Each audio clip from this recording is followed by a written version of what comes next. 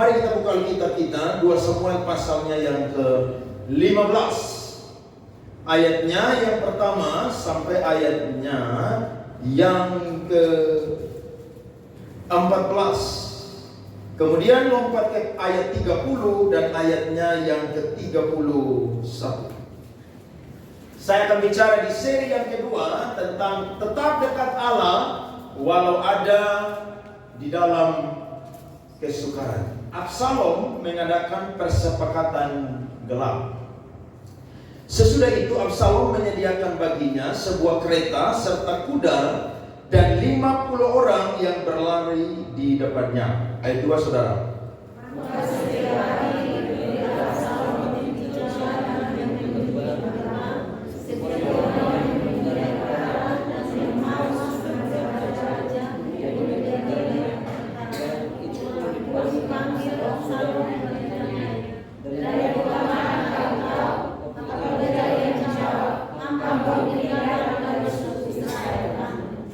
Maka berkatalah Absalom kepadanya, lihat, perkaramu itu baik dan benar.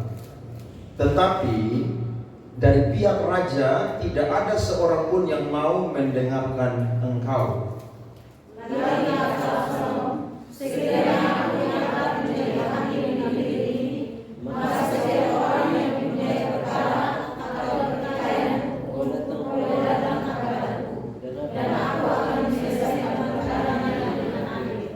Apabila seseorang datang mendekat untuk sujud menyembah kepadanya, maka dilurukannyalah tangannya, dipegangnya orang itu dan diciumnya.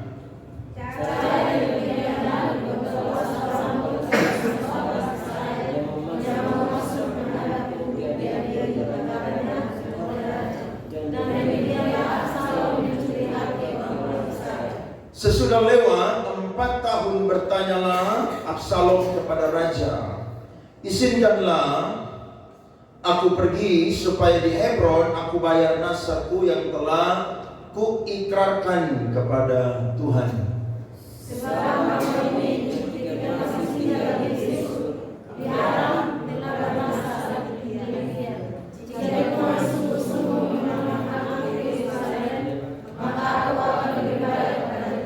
Lalu berkatalah raja kepadanya, pergilah dengan selamat. Maka berkemaslah Absalom dan pergi ke Hebron.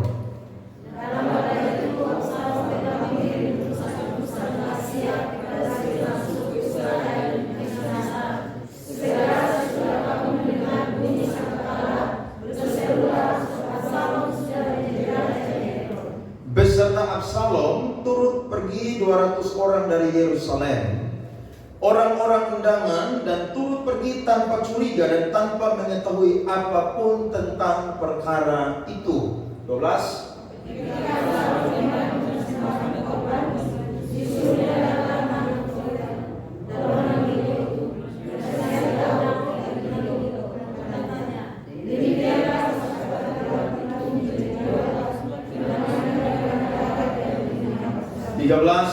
Daud melarikan diri dari Yerusalem. Lalu datanglah seseorang mengabarkan kepada Daud, katanya, hati orang Israel telah condong kepada Absalom. 14 saudara.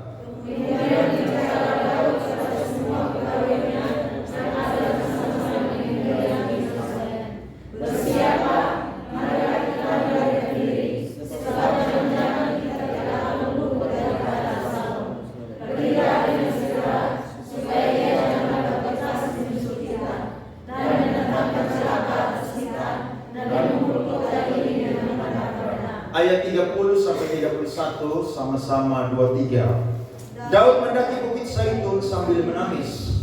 Kepalanya berselubung dan ia berjalan dengan tidak berkasut. Juga seluruh rakyat yang bersama-sama dengan dia masing-masing berselubung kepalanya, dan mereka mendaki sambil menangis. Ketika kepada Daud dikabarkan demikian, Ahitofel ada di antara orang-orang yang bersepakat dengan Absalom.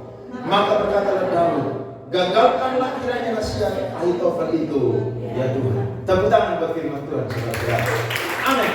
Ketika kita membaca keseluruhan Alkitab, maka saya dan saudara akan menemukan satu masalah di dalam Alkitab yang cukup sulit, dan juga sukar untuk dipecahkan. Dan masalah yang saya ambil pada pagi hari ini adalah salah satu masalah yang terjadi, yang dihadapi oleh seorang raja, seorang yang diurapi oleh Tuhan, namanya adalah Daud. Masalah ini bukan masalah eksternal atau dari luar, tapi masalah ini adalah masalah internal dari dalam. Pertanyaannya, lebih sulit saudara menghadapi masalah di luar atau menghadapi masalah dari dalam? Lebih sulit saudara dan saya akan menghadapi masalah yang datang dari dalam. Nah, ini yang terjadi saudara dengan Daud. Ketika mau menuju masa akhir pemerintahan daripada Daud ini tidak berhenti menghadapi yang namanya masalah. Atau kalau saya sebut pakai bahasa Alkitab, Daud ini sedang dalam keadaan menghadapi duri dalam daging. Sebab yang membuat dia menghadapi masalah ini bukan orang lain, tapi anaknya sendiri yang bernama Absalom. Ini buah simala kama. Nah, Absalom sendiri saudara-saudara, dia adalah putra ketiga dari Daud. Daud punya istri banyak dan salah satunya bernama Maaka. Maaka ini saudara anak dari Talmai, Raja Gesur yang ada di Aram. Jadi Daud ini bukan cuma punya satu istri, tapi banyak istri. Nah, Absalom ini adalah putra kesayangan daripada Daud. Sebab arti nama Absalom adalah keindahan ayahnya atau kedamaian ayahnya. Orang Israel kalau kasih nama orang saudara, orang itu punya nama harus cocok dengan sikap dan tingkah lakunya. Tapi Absalom ini saudara berbeda. Kita lihat coba firman Tuhan 2 Samuel 14 ayat 25 sampai 26. Firman Tuhan berkata 2 Samuel 14 ayat 25 sampai 26. Di seluruh Israel tidak ada yang begitu banyak dipuji kecantikannya seperti Absalom. Alkitab tidak menulis ketampanannya, tapi kecantikannya. Karena keindahan itu saudara biasanya dihubungkan dengan yang namanya kecantikan atau kaum hawa atau kaum wanita. Sehingga Alkitab memakai kata kecantikan di situ saudara-saudara. Dari telapak kakinya sampai ujung kepalanya tidak ada cacat padanya. Jadi dia ini mulus dari ujung kaki sampai ujung kepala. Lebih mulus dari para kaum homo atau gay. Mereka mulus. Tapi Absalom lebih licin. Saudara kalah dengan Absalom. Saya pun juga kalah dengan Absalom. Dia tampan luar biasa ini anak. Bahkan Alkitab berkata ayat 26, apabila ia mencukur rambutnya pada akhir tiap-tiap tahun, ia mencukurnya karena menjadi terlalu berat baginya. Maka ditimbangnya rambutnya itu 200 sikal beratnya menurut batu timbangan raja. Jadi dia nih perfect. Cewek-cewek di sini kalau ketemu pria model begini, kalau dia salam saudara mau atau tidak? Ibu-ibu jangan jawab karena udah menikah. Yang jawab masih nona-nona. Terima atau tidak ketemu pria model begini? Priska. Saya yakin pasti saudara berkata, kesempatan tidak datang dua kali. Jadi daripada cinta lewat dan disambar oleh wanita lain, lebih baik saya langsung terima. Tidak perlu doa, tidak perlu puasa, tidak perlu pergumulan, tidak perlu tanya Tuhan, tidak perlu tanya Bapak Gembala, langsung terima. Loh, karena kan manusia itu kan biasa lihatnya fisik. Betul toh? Oh, ini orang cantik, ganteng, pokoknya tampan dia, kelas, berwibawa. Tapi saya mau berkata kadang-kadang penampilan luar tidak sesuai dengan apa yang ada di dalam. Amin. Arti nama Absalom tidak cocok dengan dia punya perbuatan atau karakter. Saya coba catat. Yang pertama adalah Absalom ini, saudara, adalah seorang yang sangat jahat. Kejahatan yang dia perbuat yang pertama adalah dia membunuh saudaranya dari beda ibu yang bernama Amnon. Kisah antara Amnon dengan Tamar, saudara, itu membekas di hatinya Absalom, dan Absalom menjadi jengkel, marah, kepahitan karena adiknya yang bernama Tamar telah diperkosa oleh Amnon. Memang ini kalau kita belajar kitab, ini salah satu kesalahan daripada Raja Daud. Karena ketika Raja Daud mendengar bahwa Amnon memperkosa Tamar, Daud itu hanya marah, tapi Daud tidak mengambil tindakan yang tegas. Sehingga dari situ, saudara, muncullah dendam, kepahitan dari hatinya Absalom. Maka dia, saudara, selama 2 tahun dia diam menyimpan perkara tersebut. Karena di Israel tidak boleh memperkosa seorang anak darah yang masih perawan. Siapapun, saudara, tidak bisa.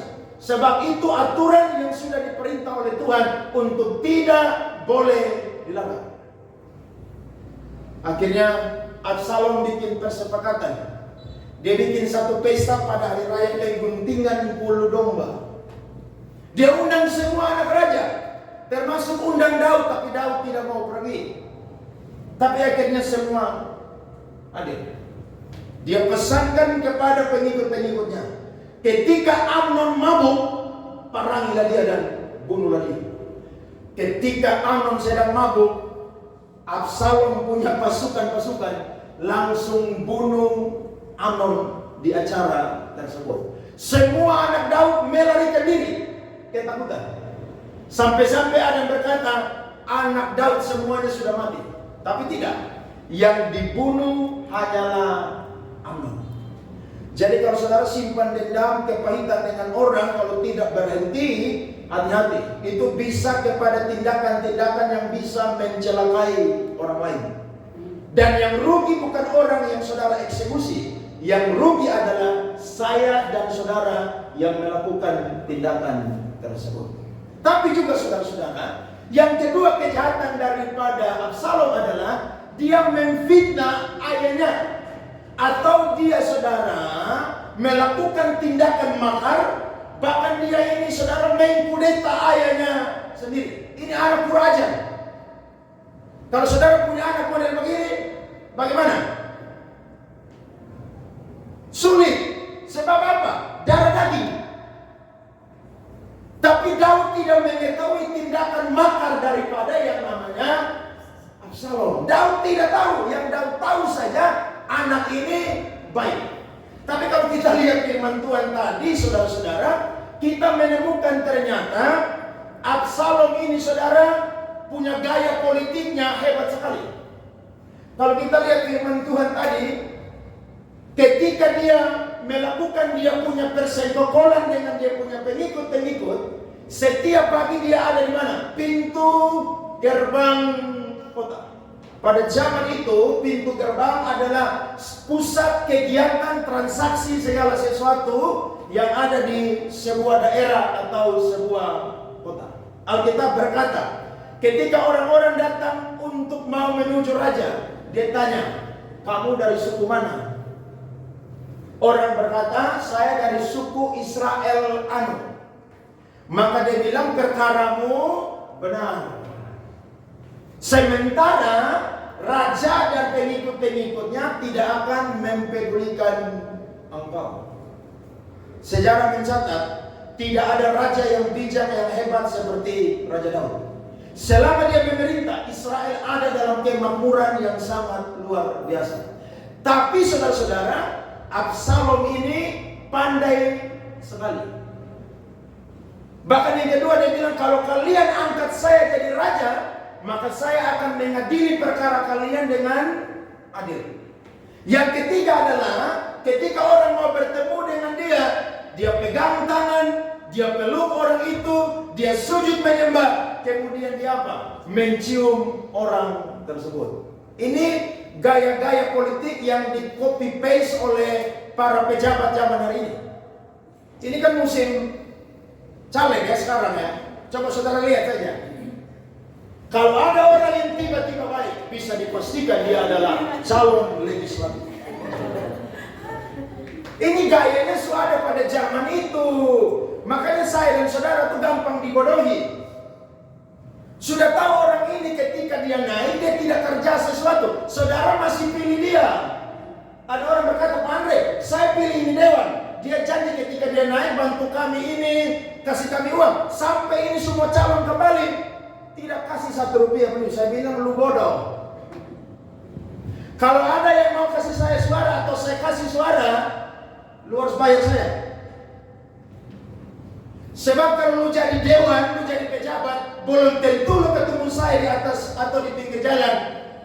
Lu suruh saya naik ke mobil dan ajak saya makan. Belum tentu. Makanya kalau saudara ketemu nanti orang-orang model begini, tanya, lu dewan? Lu calon wali kota? Lu calon gubernur? Bahkan sampai presiden pun juga tindakan seperti Absalom. Gayanya sama. Ini tindakannya Absalom ini dibungkus dengan apa saudara-saudara? Kemunafikan yang sangat luar biasa. Jahat sekali ini anak, sangat jahat. Daud tidak tahu. Licik sekali dia punya permainan. Tapi saya mau berkata saudara, dalam keadaan yang seperti demikian, saya percaya pun juga Allah turut campur tangan. Buktinya apa saudara? Tindakan makar atau kudeta ayahnya Daud itu merupakan seizin dari Tuhan. Nah, ini saudara boleh mengerti. Kok seizin dari Tuhan? Buktinya apa? Buktinya saudara-saudara, tindakan ini merupakan kesempatan bagi Allah untuk menunjukkan kepada Daud saudara 3 hal. Yang pertama yang saya catat adalah ini merupakan konsekuensi dari dosa Daud. Apa dosanya? Curi istrinya Uria, berzina dengan istrinya Uria. Alkitab berkata Daud itu tidak sengaja jalan-jalan di atap rumah, lihat Bathsheba sedang apa? Mandi. Bukan karena kamar mandi atau toiletnya tidak ada atap, tapi ada seorang penafsir yang berkata ketika Daud melihat Bathsheba itu baru saja keluar dari toilet. Jadi dia lihat Bathsheba ini cantik, body bagus, semok, seksi dan apa? Montok. Itu bahasa mereka begitu. Nah, Daud ini tidak sengaja lihat. Daud bukan sengaja lihat. Daud tidak sengaja lihat ini Bathsheba baru habis mandi, tapi dia tidak sengaja. Harusnya kalau dia tahu tidak sengaja, dia tidak boleh lagi izinkan iblis untuk bujuk dia. Tapi dia kirim informan, intelijen. Tanya itu perempuan siapa? Dia punya intelijen bilang itu Uria pembini. Nah dia udah tahu orang pembini sudah boleh. Amin. Itu hukum ke-10 dilarang itu. Nah Daud ini raja, jadi dia pikir apa yang dia mau buat buat. Kalau saudara kan beda, itu siapa pembini? Marinir pembini. Oh iya, marinir pembini nah. Lu ganggu gondeng naik dulu bapak. Tapi Daud raja, jadi siapa yang melawan dia? Akhirnya Daud bikin kesepakatan, dia curi Bathsheba, dia tiduri Bathsheba. Maka dikabarkanlah kepada Daud bahwa Bathsheba mengandung anaknya Daud. Daud mulai kebingungan bagaimana caranya supaya tidak boleh ketahuan. Karena ini kejatuhan Daud yang berat ini saudara. Dia putar otak, panggil Uria datang. Uria datang, dia bilang, kamu kan baru pulang, ayo pulang ke rumah kamu deh. Uria bilang, masa orang Israel lagi perang, saya pulang tidur, ini saya punya istri. Dia tidak pulang. dia tidurlah di depan istana. Bahkan dia dikasih hadiah, tapi dia tidak mau. Putar otak lagi, bagaimana? Akhirnya Daud kasih dia mabuk. Bayangkan, Alkitab bilang dilarang mabuk, tapi karena Daud ini kece banget, saudara. Daud bilang kasih dia mabuk.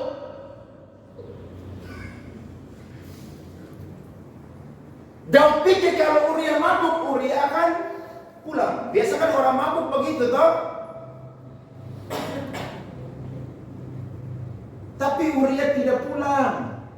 Dan dia kirim surat, saudara, lewat perantaraan daripada Uria.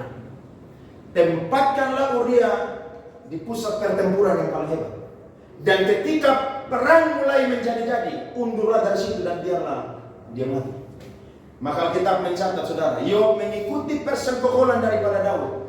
Dan akhirnya Uria mati di medan pertempuran. Daud bilang haleluya. Tidak dong. Alkitab tidak catat begitu. Ketika dikasih tahu, Daud bilang biasa dalam pertempuran itu pedang makan pedang. Tapi Tuhan bilang kepada Nathan, lu Daud, kesal dia. Di satu kota ada dua orang. Satu orang kaya raya, satu orang sangat miskin. Dia punya cuman satu anak kambing domba, tapi dia pelihara sehingga anak kambing itu beranak dan dapat jadi banyak. Tapi ketika orang kaya ini dapat tahu, dia kasihan kalau dia punya binatang ini dikorbankan. Maka dia ambillah orang miskin itu punya binatang. Daud dengar, Daud bilang, siapakah orang itu? Dia harus dibunuh, bahkan dia harus ganti 4 kali lipat. Nathan bilang itu orang lo. Malah kemana? Itu orang lo.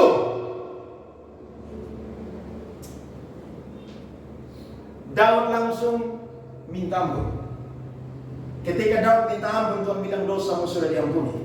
Tapi konsekuensi daripada dosamu itu ada. Jadi ingat, kita bikin dosa, Tuhan ampuni. Hari ini pun juga, detik ini pun juga ampuni. Tapi konsekuensi dari dosa, saudara, selalu ada. Apa konsekuensinya? Yang pertama, anak itu meninggal. Yang kedua adalah, saudara-saudara, Daud punya istri-istri akan ditiduri. Kalau dia tiduri Batseba di tempat yang tertutup, Tuhan akan bikin cara istri-istri ditiduri di tempat yang terbuka. Bahkan yang ketiga konsekuensinya adalah pedang tidak akan mundur dari Daud dan keturunannya sampai selama-lamanya. Amin. Berarti ini adalah apa, saudara? Seizin daripada Tuhan. Saudara percaya ada hal-hal yang terjadi dalam kehidupan kita kadang-kadang sengaja Tuhan izinkan. Amin. Supaya saya dan saudara rasa sedikit. Ingat, di dunia ini ada hukum yang namanya tabur tuai. Saudara tidak bisa lawan hukum itu. Saudara bikin hari ini, saya percaya kalau baik saudara akan menuai di hari-hari yang akan datang. Tapi kalau saudara bikin kejahatan, percayalah juga saudara akan menuai di hari-hari yang akan datang. Yang kedua, Tuhan ingin menunjukkan bahwa Tuhan dengan kedaulatannya akan membunuh Absalom. 2 Samuel 17 ayat 14. Alkitab berkata, lalu berkatalah Absalom dan setiap orang Israel, nasihat Husai orang Arki itu lebih baik daripada nasihat Ahitofel. Sebab Tuhan telah memutuskan. Ingat, kedaulatan Tuhan tidak bisa dibatalkan oleh siapapun juga. Bahwa nasihat Ahitofel yang baik itu digagalkan dengan maksud supaya Tuhan mendatangkan celaka kepada siapa? Absalom. Jadi Ahitofel nasihat begini kepada Absalom, Absalom, kasih saya 12.000 pasukan aja. Saya akan pergi bertempur melawan ayahmu ketika dalam keadaan yang lemah. Tapi sahabatnya Daud namanya Husai bilang begini, Ahitofel, Absalom, kamu pu ayah tuh prajurit sejati, pahlawan Israel yang paling hebat. Daud punya ukuran atau Daud punya perbandingan 1 lawan 10.000. Nah, Daud tidak akan membiarkan pengikut-pengikutnya tidur, sebab dia adalah prajurit yang sejati. Maka nasihat daripada Husai ini didengar oleh Absalom. Tapi Tuhan sudah ambil keputusan dengan kedaulatannya akan membunuh siapa saudara? Absalom. Dan yang ketiga, Tuhan ingin membuktikan lagi bahwa kasih setianya bagi Daud adalah seumur hidupnya. Yang pertama, konsekuensi dari dosa Daud. Yang kedua adalah Tuhan dengan kedaulatannya akan membunuh Absalom. Dan yang ketiga adalah Tuhan ingin membuktikan lagi bahwa kasih setia Tuhan bagi Daud adalah seumur hidupnya Daud. Amin. Saudara percaya kasih setia Tuhan seumur hidup kita? Alkitab berkata, sampai masa putih rambutmu, sampai masa tuamu, aku tetap Tuhan. Aku akan tetap menggendong engkau. Nah, Tuhan mau tunjukkan bahwa Tuhan tetap mengasihi Daud. Di dalam menghadapi masa sukar ini, yang Daud lakukan adalah tetap dekat Allah.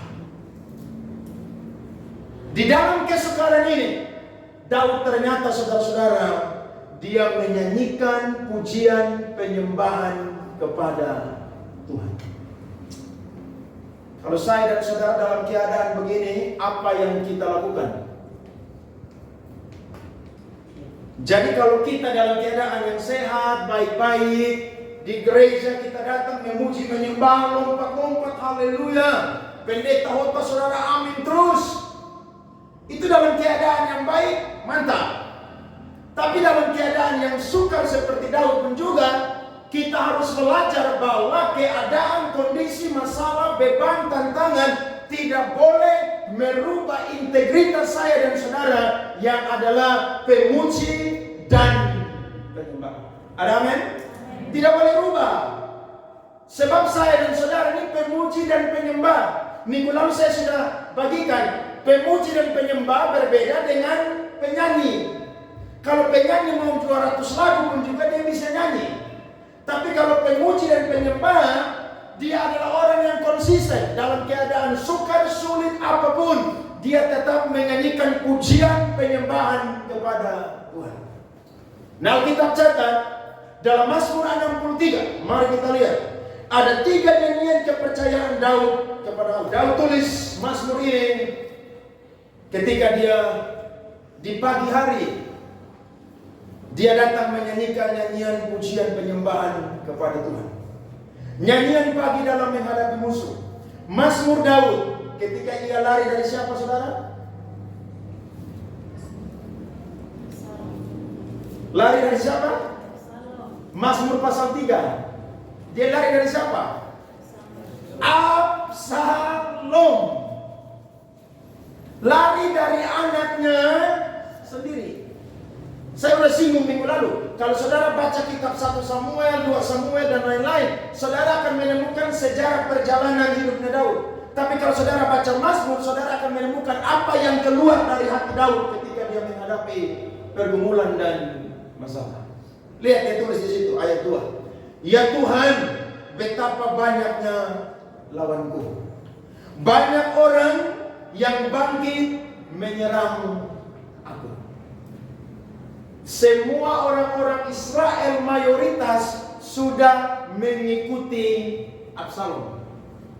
Dan mereka sudah mengangkat Absalom menjadi raja. Daud minoritas. Sama seperti ketika dia menghadapi keadaan dengan Saul. Alkitab berkata, banyak orang yang berkata tentang aku, baginya tidak ada pertolongan daripada Allah. Banyak orang berkata tidak ada pertolongan lagi bagi Daud. Kalau nanti saudara baca terus surat kitab 2 Samuel, saudara menemukan bahwa setelah Absalom mati, Daud masih bisa mengalahkan 4 raksasa dari orang-orang Filistin.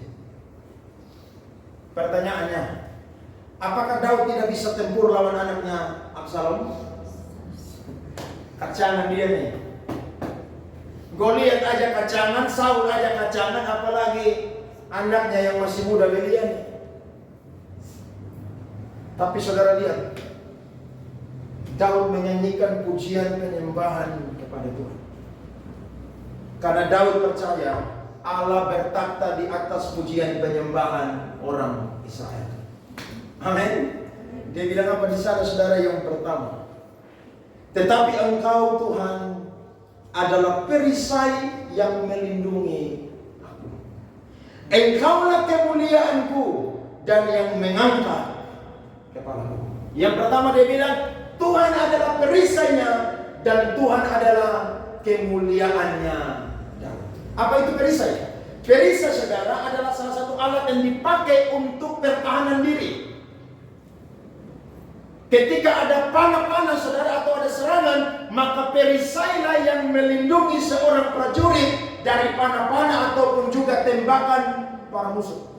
Dari segala sisi, mau depan, mau samping, mau belakang, saudara, perisai akan dipakai untuk melindungi prajurit tersebut. Nah, banyak orang berkata tidak ada pertolongan bagi Daud. Tapi ingat, Daud bilang Tuhan adalah perisai bagi hidupnya.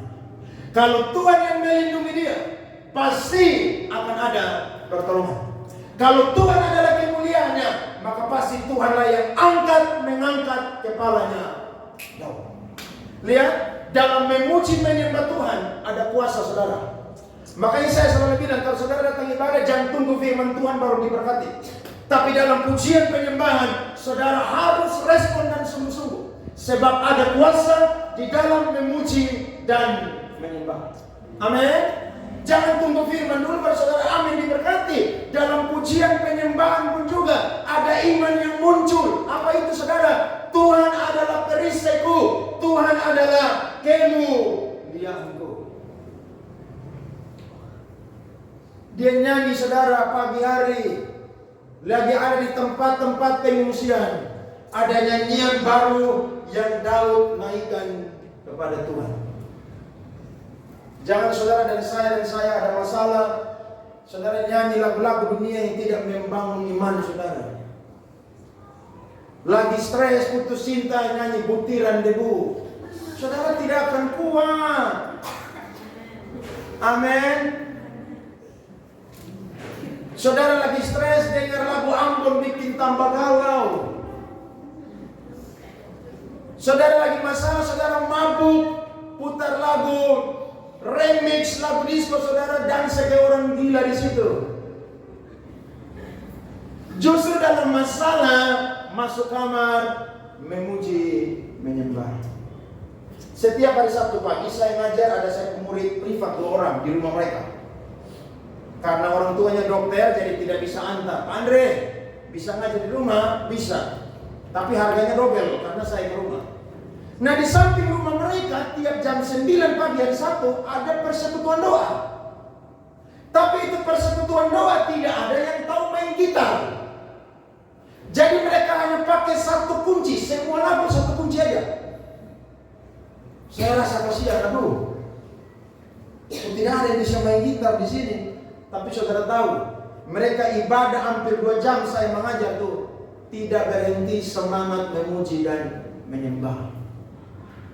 Jadi pujian penyembahan tidak ditentukan oleh instrumental-instrumental yang mendukung. Jadi tidak ada keyboard, tidak ada drum, tidak ada semua ini. Tetap ibadah, tetap memuji menyembah. Amin. Lihat ibu-ibu tuh kalau kayak tidak ada saya, tidak ada gitar, mereka semangat memuji menyembah. Jadi jangan bilang udah nanti kita beli keyboard yang mahal dulu. Sama aja keyboard yang mahal tapi lupa malas memuji menyembah, saudara guna itu. Beli gitar yang bagus tidak ada guna kalau saya dan saudara memang orang yang tidak dekat dengan Tuhan. Tapi kalau orang yang dekat dengan Tuhan tanpa musik pun juga masih ada saudara dan saya punya suara yang apa? Memuji dan menyembah Tuhan. Daud yakin dan percaya Tuhan adalah perisainya dan kemuliaannya. Kalau Tuhan yang jadi perisai saya dan kemuliaan saya, siapakah yang berani melawan saya? Tidak ada. Saya diberkati dengan nyanyian awal tadi.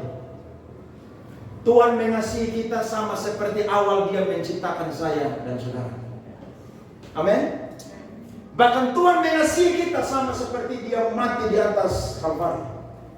Jadi kalau saya dan saudara dalam kesesakan, dalam masalah duri dalam daging sehebat apapun, percaya Tuhan adalah perisai yang melindungi kita, dan Tuhan adalah kemuliaan yang akan mengangkat kepala saya dan juga kita. Tepuk tangan kepada Tuhan.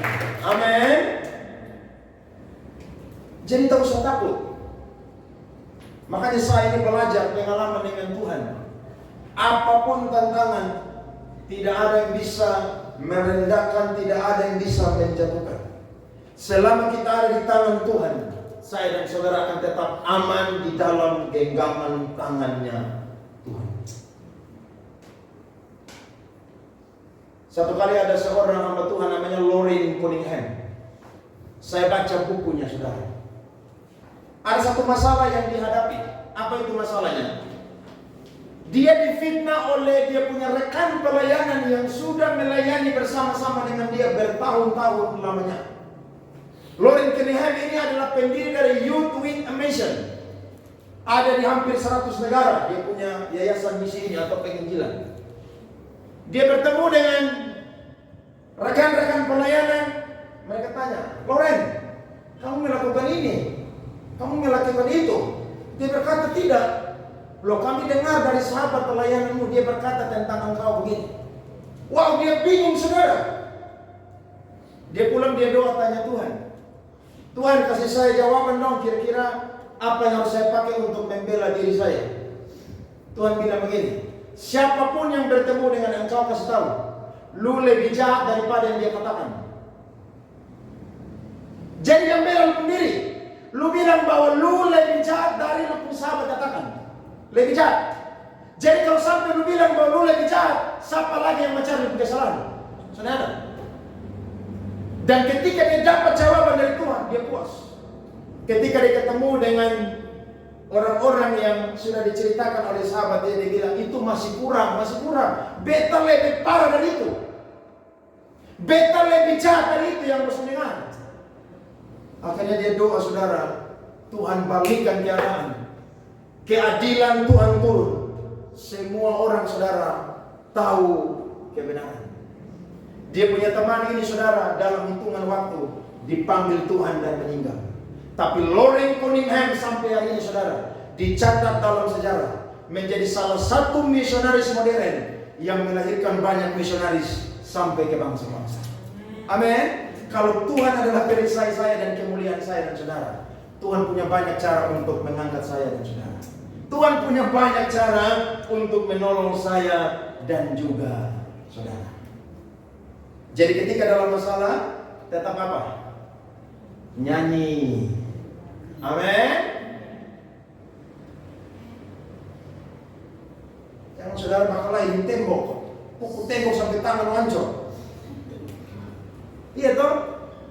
Banting HP sampai hancur-hancur. Terakhir menyesal, mabeli wong sonada le. Naik motor, saudara, pamalas stres, angka ban 1. Capek angka ban depan, angka ban belakang. Terakhir masuk di gol. Dalam masalah kesukaran tetap nyanyi. Amin. Saudara lihat, saya cipta-cipta lagu itu bukan dalam keadaan enak. Dalam tantangan bangun ini gereja ada nyanyian yang keluar. Jalan hidup orang benar seperti cahaya matahari yang kian bertambah terang sampai terang benderang. Amin.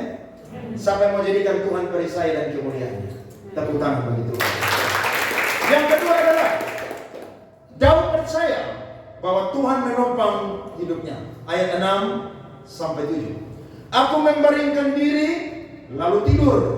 Aku bangun sebab Tuhan menopang aku. Aku tidak takut kepada puluhan ribu orang yang siap mengepung aku. Saudara lihat, dalam masalah Daud bisa apa? Tidur. Nah ini kadang-kadang orang Kristen kebalik, masalah tidak bisa tidur. Hanya satu yang buat saya dan saudara tidak boleh atau tidak bisa tidur. Sakit gigi seperti saya, itu tidak bisa tidur itu. Itu menderita, saudara.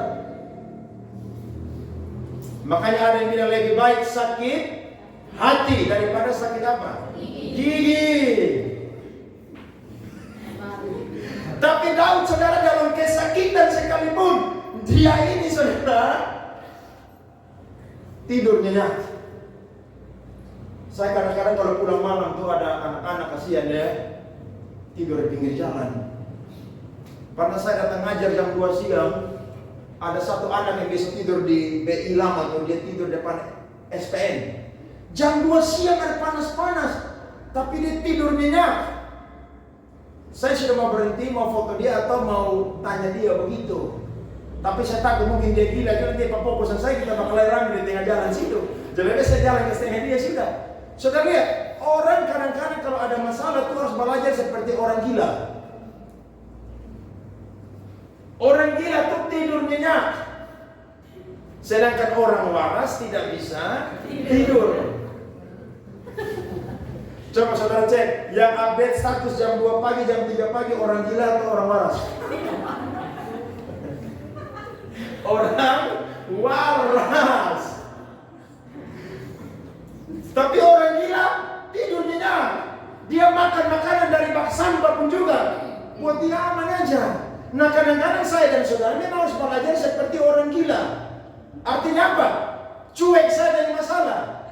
Cuek bukan berarti saudara tidak bawa dalam doa, saudara tidak berserah. Saudara doa dan berserah, setelah itu apa? Tidur udah. Sebab kalau saya dan saudara tidak bisa tidur, masalah belum selesai, tapi saya dan saudara hidup sudah selesai. Kenapa?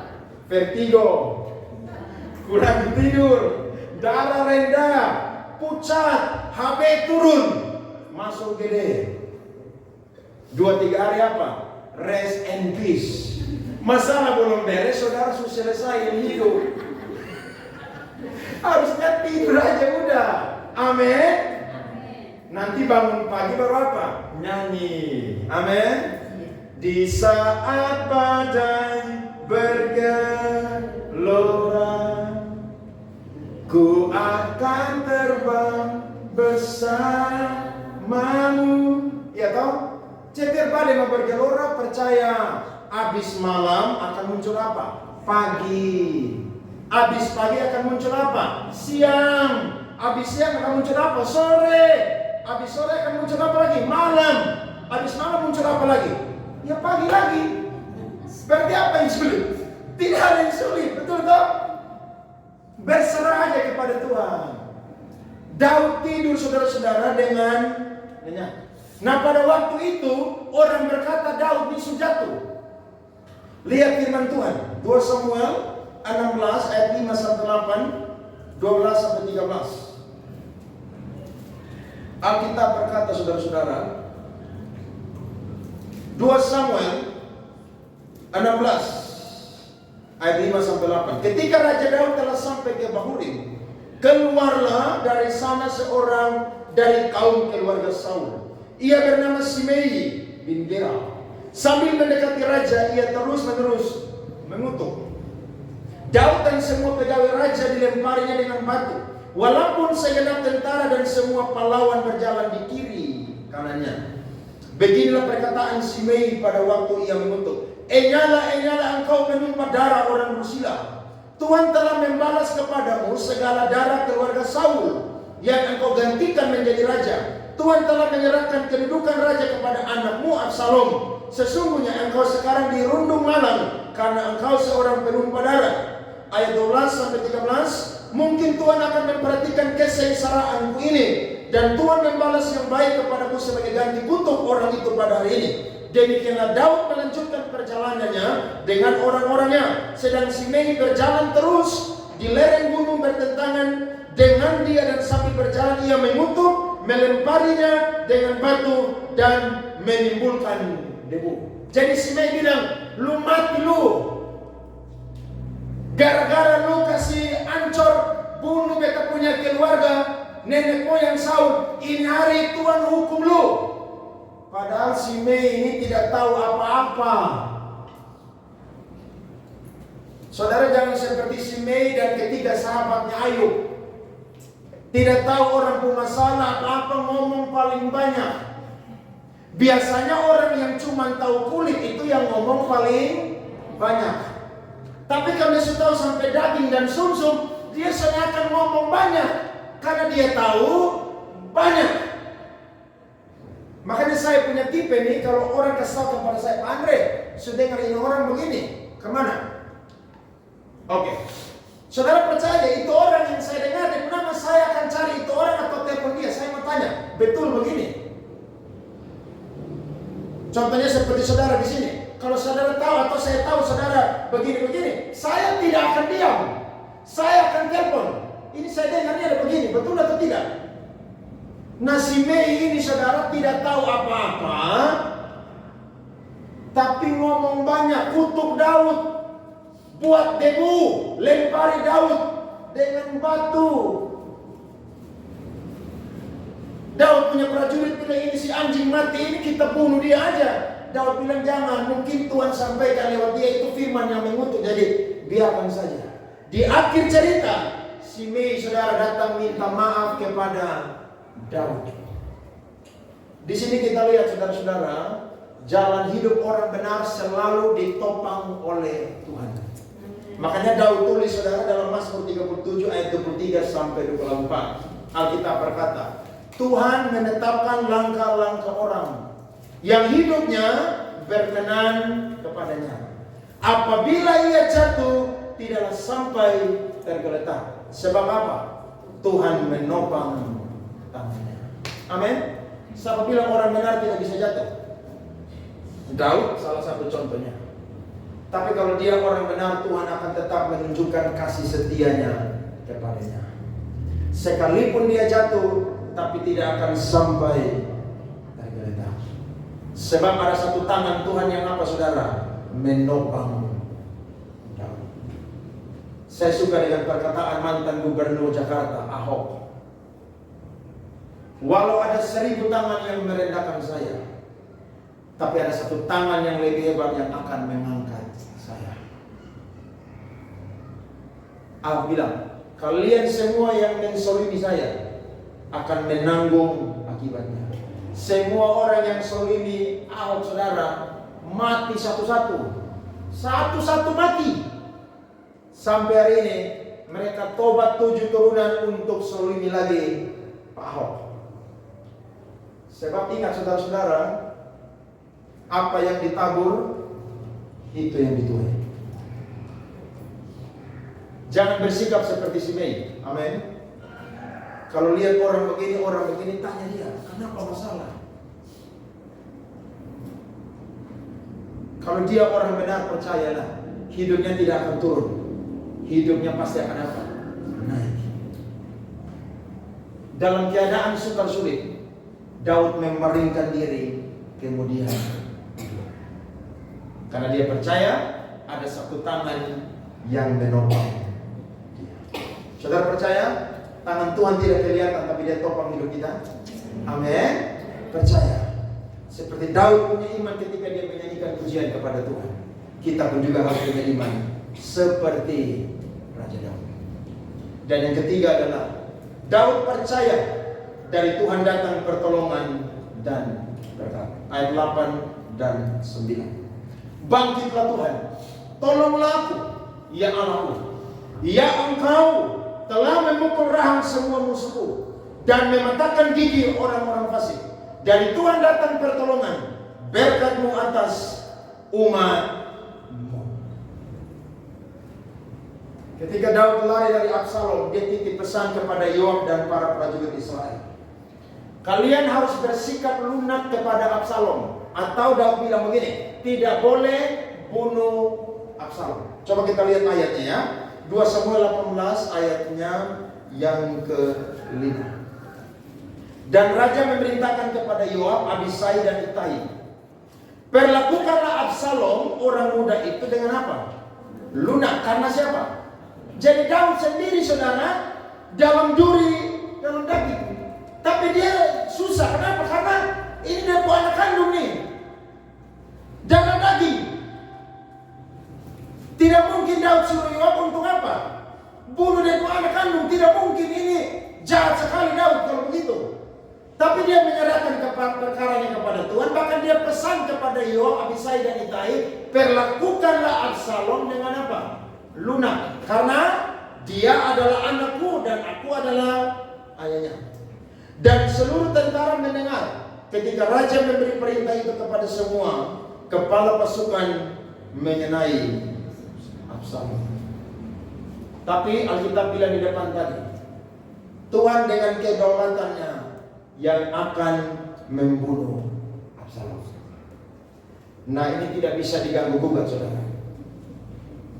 Kedaulatan Tuhan tidak akan pernah bisa dirubah oleh siapapun. Sebab Allah tidak akan menjadi Allah kalau Allah itu tidak berdaulat. Absalom ini kurang ajar, anak kurang ajar, sangat kurang ajar. Dia punya ayah masih hidup. Dia kudeta dia punya ayah. Padahal dia harus belajar. Saul ketika mau bunuh Daud, Daud bilang orang ini orang diurapi Tuhan, saya tidak akan sentuh Saul. Harusnya Absalom belajar bahwa ayahnya Daud pun juga adalah orang yang diurapi oleh Tuhan. Jadi tidak boleh sama dia, tidak boleh sentuh dia. Lu sentuh dia, sama aja lu sentuh Tuhan. Ingat, Tuhan selalu bilang kita ini biji matanya Allah. Saudara boleh bercanda dengan teman, tapi ingat, ada satu benda indera yang saudara tidak boleh sentuh. Apa itu? Mata. Betul toh? Atau saudara izin orang teman main saudara ke mata? Tidak bisa itu. Nah, kita ini biji matanya Allah. Harusnya Absalom belajar. Daud aja tidak pernah disentuh Saul. Dia pun juga tidak boleh sentuh ayahnya Daud. Tapi apa boleh buat? Anak ini memang karakternya jahat sekali. Dan saya mau bilang, kasih dan keadilan Tuhan itu jalan bersama-sama. Amin. Kalau ada yang bilang Tuhan itu mengasihi, itu sesat, saudara. Ada yang bilang Tuhan itu adil-adil saja, sesat. Yang benar adalah Tuhan itu adalah mengasihi dan mengadili. Dia Allah yang kasih, tapi dia juga adalah apa, saudara? Allah yang apa? Mengadili. Kita lihat firman Tuhan. 2 Samuel 18 ayat 33. Absalom mati, saudara-saudara. Maka terkejutlah raja dan dengan sedih ia naik ke anjung pintu gerbang lalu apa? Menangis. Dan beginilah perkataannya sambil berjalan, anakku Absalom, anakku Absalom. Kalau aku mati menggantikan engkau Absalom, anakku. Saudara lihat, Daud tidak pernah saudara rencanakan untuk bunuh Absalom. Tapi Tuhan dengan kedaulatannya yang akan mengeksekusi siapa? Absalom. Ini bertolak belakang dengan keinginan kita. Maunya kita begini, tapi maunya Tuhan atau kehendak Tuhanlah yang jadi. Ada 2 ayat pendukung saya mau bagi kepada saudara. Nahum 1 ayat 2 sampai 3. Saudara lihat firman Tuhan ini. Jadi kalau ada yang bilang Tuhan itu mengasihi dan tidak membalas, saudara baca Alkitab harus sampai selesai.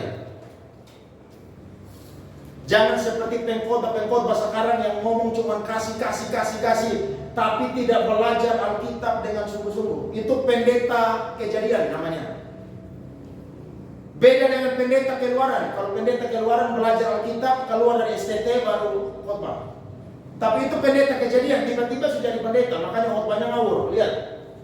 Nahum 1 ayat 2 sampai 3. Tuhan itu Allah yang apa? Cemburu. Dan siapa bilang Tuhan tidak cemburu dan membalas?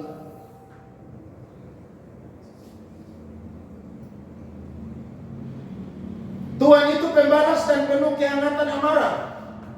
Tuhan itu pembalas kepada para lawannya dan pendendam kepada apa? Pembalas, pendendam. Tapi dia dendam kepada siapa? Orang benar?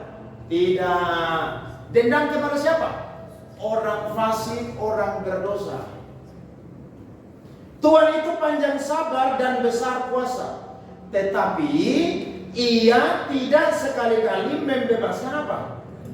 Dari hukuman orang yang bersalah. Ia berjalan dalam puting beliung dan badai.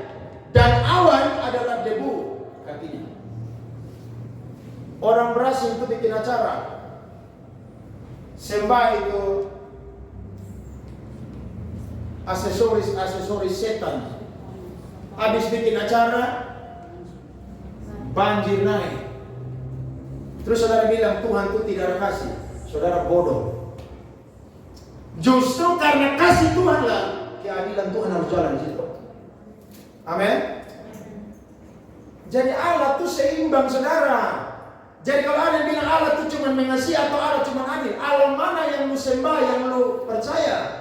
Allah kita itu Allah yang mengasihi dan mengadili. Karena memang Absalom tidak mau bertobat, harusnya bertobat. Masa dikudeta ayahnya sendiri, ayahnya masih jadi raja, masih memerintah. Harusnya kalau mau lu tunggu dia mati dulu. Tapi ayah masih ada, kurang ngajar. Mazmur 37 ayat 22. Sesungguhnya orang-orang yang diberkatinya akan mewarisi negeri. Tetapi orang-orang yang dikutukinya akan apa? Dilenyapkan. Jangan seperti Marsion, bidak penyesat abad kedua yang berkata Allah dalam PL itu Allah yang jahat, sedangkan Allah dalam PB itu Allah yang baik. Sesat, saudara. Allah dalam PL Allah yang baik dan juga Allah yang mampu melakukan kejahatan. Tapi Allah yang dalam PB itu juga Allah yang baik dan juga apa? Mampu melakukan kejahatan. Saudara tidak belajar kitab, Yesus bolak-balik meja-meja yang di bait Allah tuh. Yesus marah maksudnya waktu itu. Marah itu. Masa tempat bait Allah dijadikan pusat sarang penyamun, jual beli, cari keuntungan. Yesus masuk, dia bolak-balik ke meja semua di situ. Terus saudara bilang Yesus tidak kasih.